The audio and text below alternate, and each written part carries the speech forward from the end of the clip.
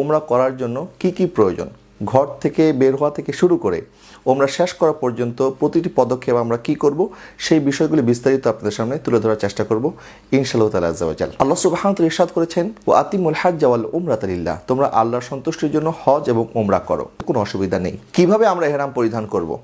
ইহরামের একটি অংশ দিয়ে আপনাকে লুঙ্গির মতো পরতে হবে, আরেকটি অংশ আপনি শরীরে চাদরের মতো ব্যবহার করবেন। প্রথমে আপনি আপনার ইহরামটি খুলে নিন।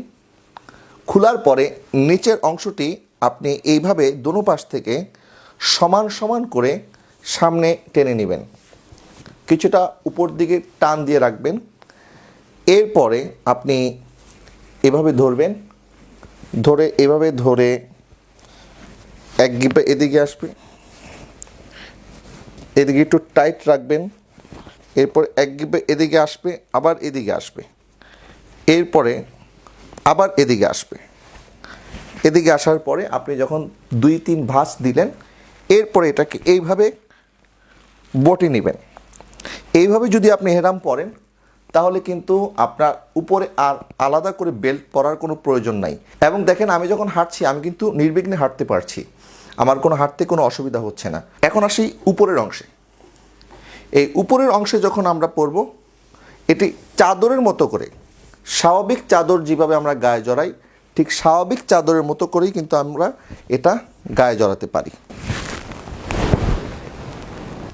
আপনার ইহরাম পরা সম্পূর্ণ হয়ে গেল। ইহরাম পরা অবস্থায় আমাদের মাথা কিন্তু খালি থাকতে হবে, মাথা ঢেকে রাখা যাবে না। এবং নারীরা তাদের মুখমণ্ডল খোলা রাখতে হবে, মুখমণ্ডল ঢেকে রাখা যাবে না। যাদের ইহরামের এই নিচের অংশটি পরতে শক্ত মনে হয় না, তারা চাইলে এই ধরনের একটি বেল্ট এটার উপরে পরতে পারেন। এই বেল্ট পরার আরও একটি সুবিধা হচ্ছে, এটার মধ্যে আপনি আপনার পাসপোর্ট, রিয়াল অথবা প্রয়োজনীয় কাগজপত্র আপনার রাখতে পারেন। ইহরাম পরার পরে আমরা 2 রাকাত নামাজ আদায় করব এবং কোনো ধরনের সুগন্ধি কিন্তু ব্যবহার করা যাবে না। ইহরাম পরিধানের পরে আমরা সকলে এই তালবিয়া পাঠ করা শুরু করব। লাব্বাইক আল্লাহুম্মা লাব্বাইক, লাব্বাইক লা শারীকা লাক লাব্বাইক, ইন্নাল হামদা ওয়ান নি'মাতা লাকা ওয়াল মুলক লা শারীকা লাক। ইহরাম পরা অবস্থায় আমরা সমস্ত প্রকার অনর্থক কথাবার্তা থেকে, গল্পগুজব থেকে, হাসি ঠাট্টা তামাশা থেকে, অহেতুক কাজ থেকে আমরা মসজিদ হারামে প্রবেশ করার পরে আমরা উমরা যখন শুরু করব, আমাদের উমরা শুরু করতে হবে তাওয়াফের মাধ্যমে। আর তাওয়াফ শুরু করতে হবে পবিত্র খানায়ে কাবার যেই পাশে হাজরে আসওয়াদ আছে, এই হাজরে আসওয়াদ থেকে আমাদেরকে তাওয়াফ শুরু করতে হবে। একবার হাজরে আসওয়াদ থেকে আমরা যখন তাওয়াফ শুরু করব, 1 চক্কর দিয়ে যখন আমরা আবার হাজরে আসওয়াদের কাছে পৌঁছব, এইভাবে 7 বার চক্কর দেওয়ার পরে আমাদের তাওয়াফ সম্পূর্ণ হবে। যদি আমরা চেষ্টা করব আমরা হাজরে আসওয়াদকে স্পর্শ করে তারপর আমরা আমাদের তাওয়াফ শুরু করব, কিন্তু অনেক সময় ভিড়ের কারণে আমাদের সেটা সম্ভব হয় না। যদি ভিড়ের কারণে সম্ভব নাও হয়, দূর থেকে আমরা ইসলামের মাধ্যমে অর্থাৎ হাতে ইশারা দিয়ে চুম্বন করে আমরা হাজরে আসওয়াদ থেকে আমাদের তাওয়াফ শুরু করব। একদিকে হাজরে আসওয়াদ এবং তার সীমা রেখায় একটি সবুজ বাতি দেওয়া আছে, এই সবুজ বাতি থেকেই আমাদের তাওয়াফ শুরু করতে হবে। তাওয়াফ শুরু করার পরে কিন্তু আমরা আর তালবিয়া পাঠ করব না, আমরা তাওয়াফের যে দোয়া আছে আমরা সেই দোয়াগুলি পাঠ করব। আপনি চাইলে বই থেকে দেখে দেখে দোয়া পড়তে পারেন, অথবা আপনার যত দোয়া জানা আছে আপনি সেই ধরনের দোয়া পড়বেন, ইস্তেগফার পাঠ করবেন, দুরূদ শরীফ পাঠ করবেন। এইভাবে আপনি তাওয়াফ করতে থাকবেন। যখন আপনি রুকনে ইয়ামানিতে আসবেন, রুকনে ইয়ামানি এবং হাজরে আসওয়াদের এই মাঝামাঝি জায়গায় এই দোয়াটি পাঠ করবেন, রব্বানা আতিনা ফিদ দুনিয়া হাসানাতাও ওয়া ফিল আখিরাতি হাসানাতাও ওয়া কিনা আযাবান নার। এরপর যখন আপনি হাজরে আসওয়াদে পৌঁছবেন, ঠিক পূর্বের নিয়মে আপনি যখন 2য় চক্কর শেষ করবেন, এইভাবে 3য় চক্কর, 4র্থ চক্কর, 5ম চক্কর, 6ষ্ঠ চক্কর, 7ম চক্কর শেষ করার পরেই কিন্তু আপনার তাওয়াফটি সম্পূর্ণ হবে। এখানে একটি খুবই গুরুত্বপূর্ণ বিষয় পুরুষ উমরাকারীদের জন্য।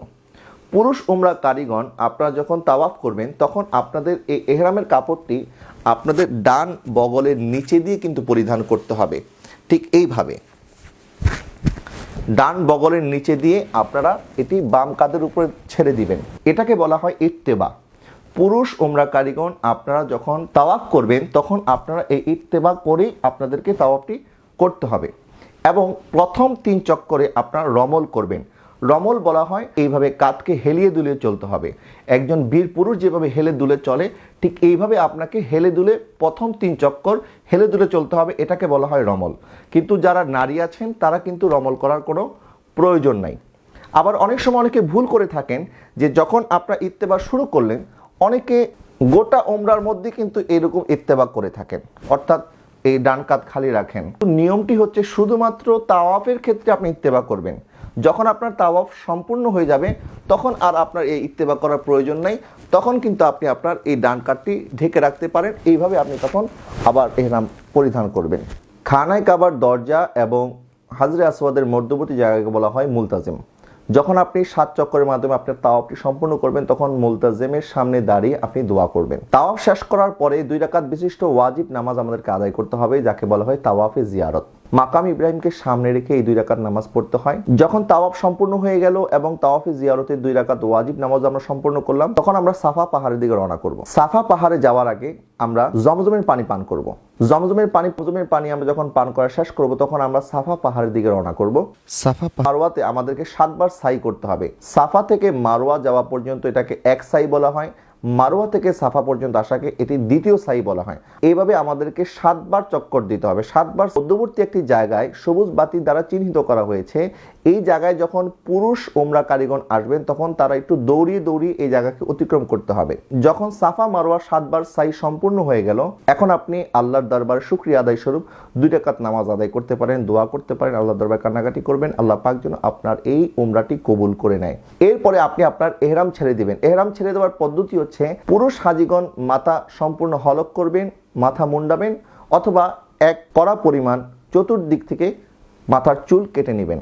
এবং নারী উমরা পালনকারীগণ ওনারাও ওনাদের চুলের শেষ অংশের 1 কোড়া পরিমাণ কেটে ফেলবেন। এর মাধ্যমে আপনার উমরা সম্পূর্ণ হয়ে গেল। যখন আপনি আপনার প্রথম উমরাটি সম্পূর্ণ করলেন, এরপরে আপনি স্বাভাবিক পোশাক পরেই মসজিদে হারামে আপনার নামাজ আদায় করতে পারেন, অন্য স্বাভাবিক কাজ আপনি করতে পারবেন। আপনি আবার যখন দ্বিতীয়বার উমরা করার জন্য নিয়ত করবেন তখন এই একই পদ্ধতিতে আপনি আপনার উমরাটি সম্পূর্ণ করতে পারেন। আল্লাহ সুবহানাহু ওয়া তাআলার দরবারে আমরা দোয়া করি আল্লাহ পাক যেন আমাদের প্রত্যেকের উমরাকে কবুল করে এবং জীবনে একবার আমাদের হজ্জে বাইতুল্লাহ জিয়ারতে মদিনাতুল মুনাওয়ারা যেন আল্লাহ পাক আমাদের সবাইকে নসিব করে। আমিন।